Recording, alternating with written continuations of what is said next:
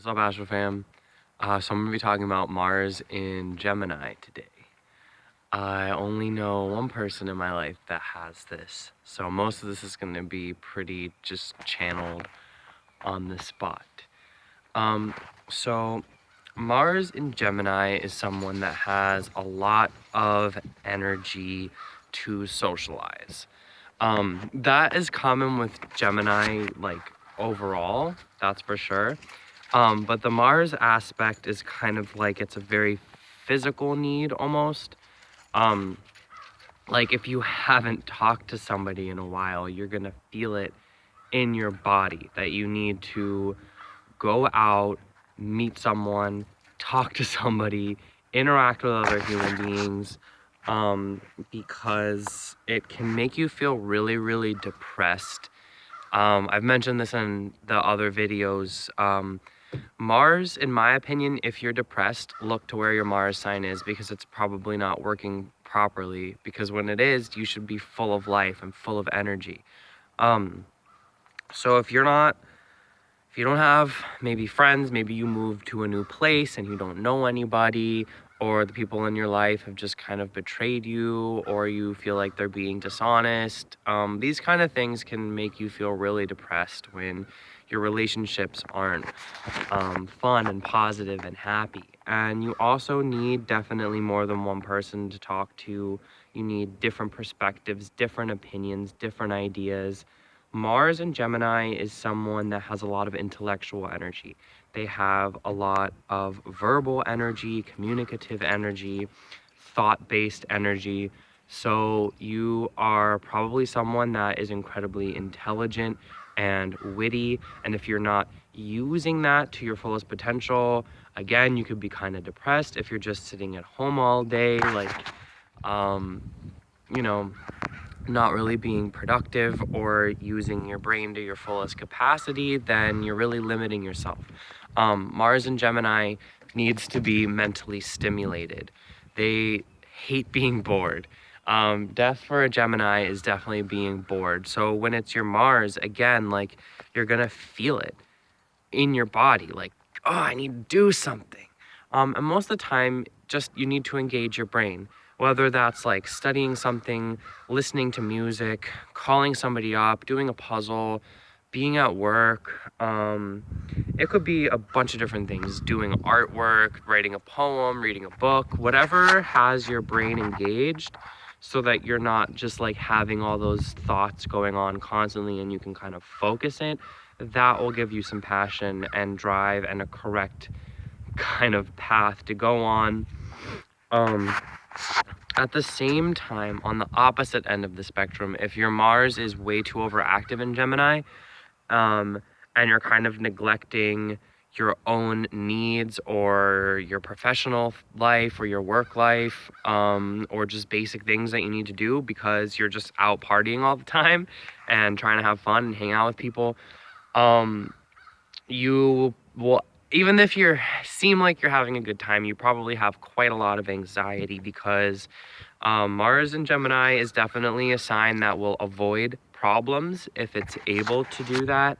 So you really need to check yourself and rein yourself in on that. And if you have bills to pay, but your friends invited you out, you really need to stop and think about it, because your Mars in Gemini is probably not going to make the right choice for you.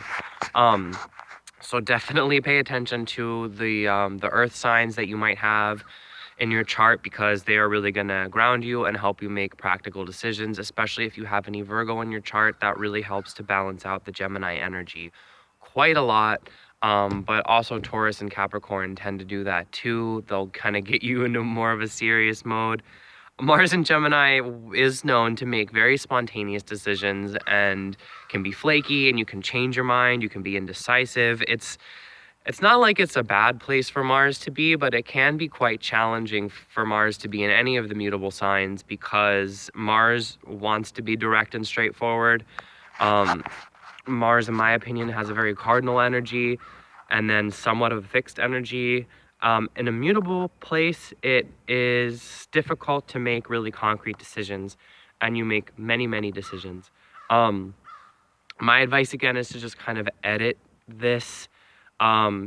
Gemini Mars is so quick to make a call on choice on something, but if it's better for you to think about it, because I know that I do this with my Gemini placements sometimes, but if someone asks you a question, don't just say yes or no immediately, because you're probably going to have, if you think about it for 5 minutes, you're probably going to have a different answer or a slightly different variation of how you want to deal with it.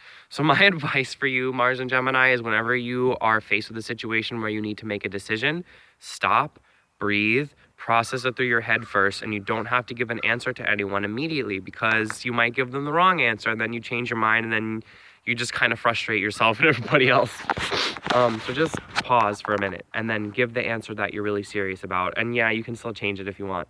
But it'll at least be like edited and processed through your Gemini stuff before it comes out of your mouth, so that other people don't have to hear your processing methods. As far as sex goes, Mars and Gemini is someone that is really attracted to people based off of mental energy first. They like people that are intellectual, funny, social, witty, very humorous, very light. They are one to be like kind of flirty and lighthearted and casual about kind of sexual encounters. Obviously, the rest of your chart is super important. This is very generalized and just your Mars, but they can kind of like see someone be like, hey, they're cute. Hey, they're cute, you know? It's not like that serious for them. Romance is a totally different thing from like being attracted to people. Obviously it goes hand in hand in a lot of cases, but they can operate on different spectrums. So you might be interested in like 10 people at once and it doesn't really matter to you, but your heart can definitely guide you in different directions. You might be more prone to like, you know, hooking up with people and just kind of having fun. You probably might have attractions to people that are your friends. It's just more of like a game for you and it's fun for you. Sex isn't like this, oh, I need all this pleasure and it's not like a sensual thing and it's not really a romantic thing. It's just kind of like a thing that happens. And you're just kind of going with the flow, and it's something that you certainly think about more than you feel about it. And if it happens, it happens. And if it doesn't, it doesn't. It's not like it's the biggest deal for you anyway. You know what I mean? It's on a very superficial level for you. And it's just kind of a part of socializing, even in a way, like when you get to know somebody that well and you're kind of communicating in a different way with them. But definitely attracted to people that kind of have that same spirit about them and aren't going to take it really, really seriously, because that'll probably make you run the other direction. So if you're attracted to someone that has a Mars and Gemini, just keep it cool, you know, have fun, be light about it. Don't get too intense with them, and realize that, you know, just because you've kind of been with them and hooking up doesn't really mean that they're super invested in anything long-term, monogamous, emotional, whatever, though they certainly could be. These are just general characteristics of a Mars and Gemini. So last part I want to talk about is anger. Mars and Gemini is someone that gets really angry at the people in their life. And they probably can be really argumentative and they can get frustrated. And that's why it's good for them to have a lot of different contacts and a lot of different people to talk to, so that when they're pissed at friend A, they can talk to friend B. It's it's not even in an actual serious kind of a way. They just might get into like these little rough patches with their friends a lot, and just hang out with other people for a while and kind of change friend groups. It's just because people are different, and Gemini is already inclined to being so socially active that you're bound to have conversations that hurt your feelings or hurt other people's feelings. With you, usually what makes you angry is wording, and communication issues, misunderstanding other people, maybe lies, maybe jealousy, not organizing your social lives in a way that really works for you and gels with you. Those things frustrate and annoy you. And and you'll typically have a more heated conversation. But Mars in Gemini isn't someone that has like serious, deep anger. It's kind of like almost a joke and gossipy, and then they kind of get over it really quickly. And they'll, if you ask them, they're like, yeah, I was never really mad in the first place. They don't really like to get angry. Gemini is like the Joker. They want to have a good time. So they're not really going to get lost in the realms of anger. They're definitely never going to hurt anyone. All they're going to do is probably talk shit. That's the worst that you're going to get from a Mars in Gemini. Maybe they could be a little bit manipulative, I guess, if they're really, really upset and they're vengeful. But for them, it's kind of like spite is a fun.